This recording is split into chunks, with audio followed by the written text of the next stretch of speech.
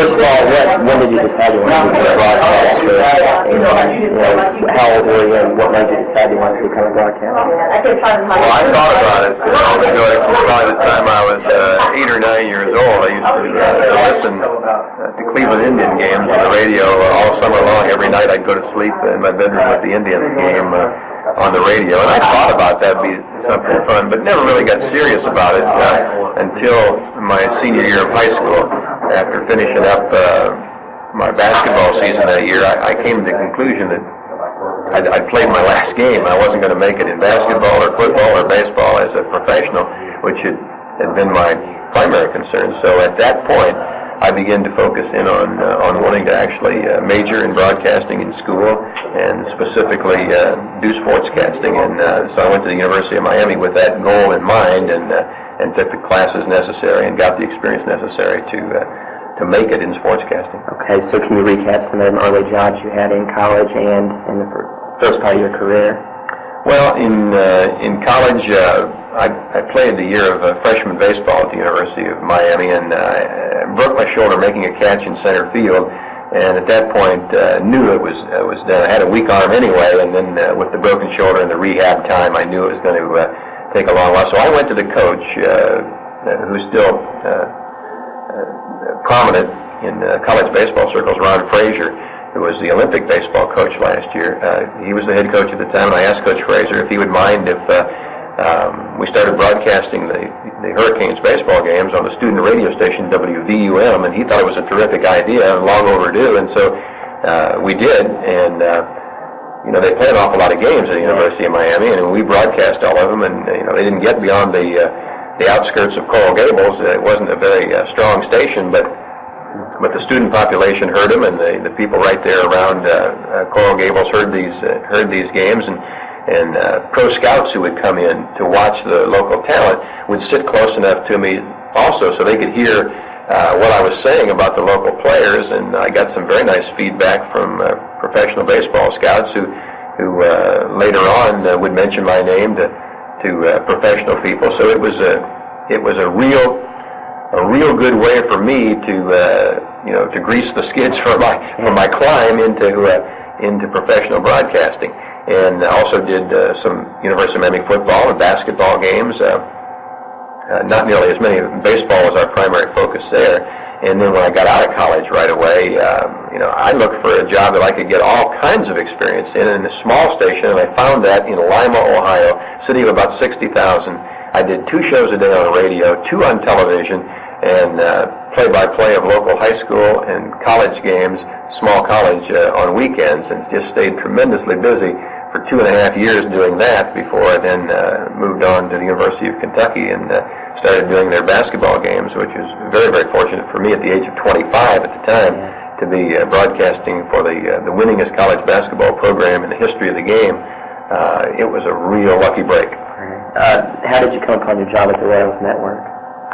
Well, one day in 1979, I was kind of having a bad day at work at the CBS affiliate there in Lexington, Kentucky. Something had happened that had gotten my ire up a little bit. They were moving me from a private office into the main office with the main newsroom with all the other news people, and I didn't like it, and I was kind of angry just for the moment, and so I just that very day I sent out a tape and resume answering an ad in Broadcasting Magazine for a play-by-play man for the Kansas City Royals, who were moving from Channel 41 to Channel 4 here in Kansas City, and didn't hear anything back from them, Joey, for several months. In fact, I'd forgotten I'd even sent the tape and resume out. It wasn't something that was high on my list of priorities or anything, and I was very happy doing what I was doing in Kentucky.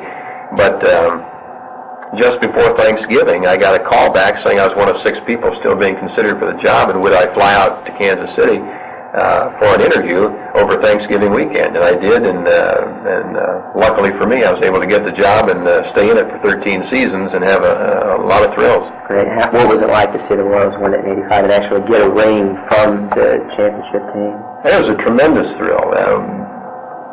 That was such a great team. The personality of that team. They certainly weren't the best most talented team in baseball that year, but they kept finding ways to win, and they had strong pitching, which kept them in every game. Then they'd find a way to win it at the end, and that was exactly the way they went through the script in the playoff and World Series, too, losing the first 2 games in the playoffs, and losing the first 2 games in the series, and coming all the way back to win the World Championship, and getting that World Series ring. It has to rate as the #1 thrill I've had in broadcasting, but I've had an awful lot of them. Went to 2 national championship games with the University of Kentucky. They lost in John Wooden's final game as the coach at UCLA. They lost to the UCLA Bruins in 1975 in the championship game of the Final Four, and then they beat Duke, a great Duke team, in St. Louis in 1978. So, those count right up there, too, among the thrills I've had, and certainly describing Jordan Brett's Pine Tar home run is something that, will probably never be repeated in baseball history, and I was a part of it in some small way, and so that was a big, big thrill. That's great. Who are some of the great broadcasters you've worked with over the years? Well, I was fortunate early on in my career to do a basketball game with Billy Packer. It was before Billy had become quite as famous as he is now, but he was still kind of a legend in the southeastern part of the United States, and I got signed to do something called the World Invitational Basketball Tournament. Magic Johnson played on the U.S. team in this tournament before anybody started calling him Magic much. He was still Irvin Johnson then, and I went along with that, but the teams in that were the Soviet Union, Yugoslavia, Cuba, and the United States. And they played games in both Atlanta and Chapel Hill, North Carolina, a round-robin series of games, and I was fortunate enough to get the play-by-play assignment with Billy Packer doing the color, and that was a lot of fun. And, of course, in baseball, I've just been fortunate to be around so many great announcers and get to know them. People like Ernie Harwell in Detroit, who's a legend, and he tends to take young broadcasters under his wing, and, if you're willing to listen, he'll sit and talk and give you his expertise for hours at a time, and people like him and Chuck Thompson in Baltimore, and Dick Enberg when he was doing Angels games. I've always been a big Dick Enberg fan, and I've gotten to know people like Bob Costas, and even though Bob is younger than I am, I still tend to learn from him because he's so enthusiastic and so knowledgeable and so well-rounded. Obviously, that I think anybody could learn from Bob. Right. So, can you give me an overview of what happened last year with the move from Channel 4 to 62 and, the move over to that network? We knew heading into the season that the Royals' current contract as the TV, with Channel 4 as the TV rights holder, would expire at the end of that season. So we knew there was a possibility, and that wasn't the first time this had come up, Joey, play-by-play broadcasters tend not to work on long-term contracts. In fact, I know some great announcers who have renegotiated every year for 25, 30 years. Yeah. And I've been fortunate to have a couple of longer-term contracts here, 2 or 3 years. But for the last several years I worked for the Royals and for Channel 4, I'd renegotiated my contract every year. So there was always some uncertainty to the position. But a little more so this year because we just weren't sure that the parent company of Channel 4, Great American Broadcasting, was really that committed anymore to doing those games. I felt they were, and I kept getting that assurance from people in the front office, but there was still some uncertainty. Well, then their season starts and the Royals lose 16 of their first 17 games, fall hopelessly out of the race, and I honestly think that our fate was sealed right there after those first 17 games of the season because the new general manager of Channel 4, Ed Piet, kind of, I think right then and there decided to jump off the bandwagon and look elsewhere for quality programming. I think that's a mistake because I think win or lose, there's still always so much conversation about the Royals. They're so much a part of the fabric of this community that it's a coup having them on your air whether they're winning or losing. But people in this town have become accustomed to winning. Now that it's been so long since they've won that I think there's a new generation coming up who are hungering for a winning team and may not be as quick to become avid Royals fans if they don't become winners soon.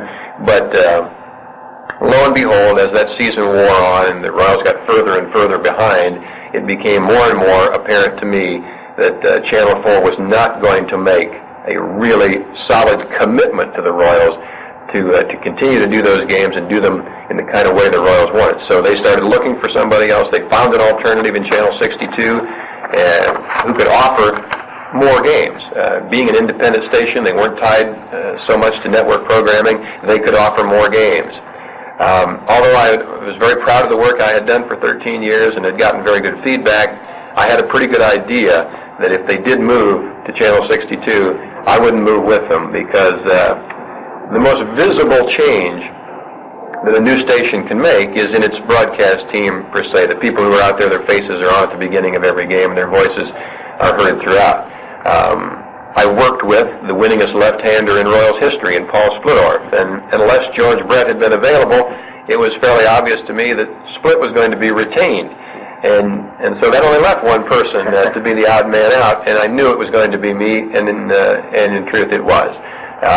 But I have no regrets whatsoever. I mean, if I had it to do over again, I would do it exactly the same way. I'd spend those 13 years just the way I spent them, and wouldn't do anything much different. Great. What other kind of work are you doing now besides teaching? Well, I'm going to do as much basketball as I can this winter. I plan on doing the television package for the UMKC Kangaroos. That's going to be a kick. I'd like to do some other freelance assignments in basketball, and I've been fortunate to get some good ones over the years. The Great Alaskan Shootout and the Maui Classic and the National Invitational Tournament. I've done some fairly impressive work in basketball in the wintertime. Would like to continue to do that. And if the opportunity came to get back into baseball, I would probably do that too. One of the things, though, Joey, that I've most enjoyed throughout my career is writing, especially documentary-type writing for television and televised sports.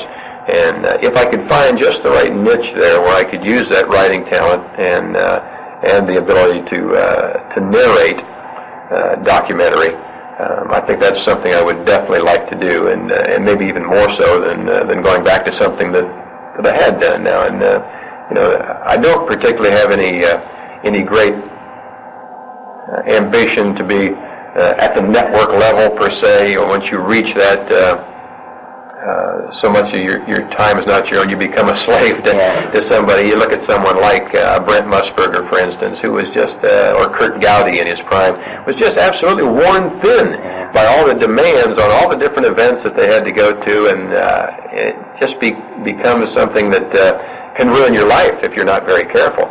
And I just celebrated my 25th anniversary, wedding anniversary, knock on wood, and things have gone very well in that department, and I want to continue to be a good husband and father to my kids. And so hopefully I'll be able to find just the right niche now for whatever talents I've developed in this business. Great. How did you come across this teaching job here at UMKC? Well, I always thought that there was a need for an introduction to sportscasting, to give, there are so many graduates coming out now basically with the same preparation and only so many jobs out there. I thought if I could specifically prepare some people for sportscasting per se, that would be a good idea. Now, I don't know, I've got 11 students in this class this semester, and if 3 or 4 of them were to become successful professional sportscasters someday, I'd be thrilled. I'd feel that we'd help them along the way in some small way. But if none of them do, if what everybody gets out of this class, Joey, is that it's much more difficult than anybody realizes, that it's so demanding that it caters to a very specific few who have all the necessary ingredients to put that package together and make it work. If that's what they get out of this class, then I think it's still successful in a way. I think it will still prepare them for something else, maybe in the broadcasting field. Great. That's all I got for you.